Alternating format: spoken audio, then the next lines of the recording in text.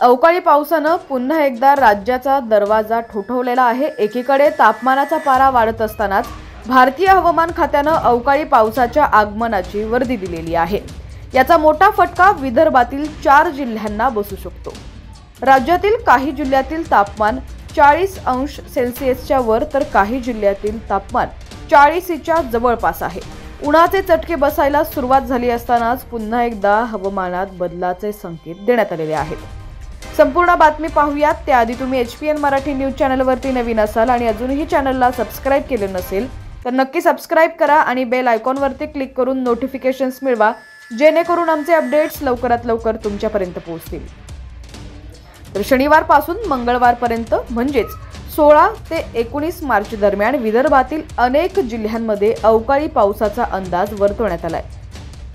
राज्यातील नागपूरसह अमरावती, गोंदिया आणि गडचिरोली या 4 जिल्ह्यातील हवामानात आजपासून बदल होण्याची शक्यता आहे। दरम्यान ढगाळ वातावरण राहील।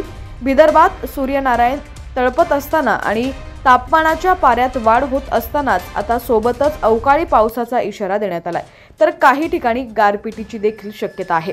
शनिवारी भंडारा, चंद्रपूर, गडचिरोली, गोंदिया, नागपूर, वर्धा या जिल्ह्यांमध्ये विजांच्या कडकडाटासह आणि ढगांच्या गडगडाटासह हलक्या पावसाची शक्यता असून या ठिकाणी हवामान खात्यानं येलो अलर्ट दिलाय।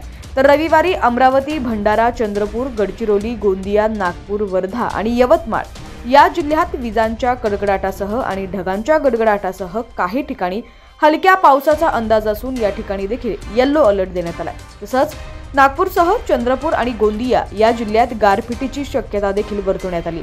सोमवारी देखील भंडारा, चंद्रपूर, गडचिरोली, गोंदिया, नागपूर, वर्धा या जिल्ह्यांमध्ये विजांच्या कडकडाटासह काही ठिकाणी हलक्या पावसाचा अंदाज असून हवामान खात्यानं येलो अलर्ट दिलाय।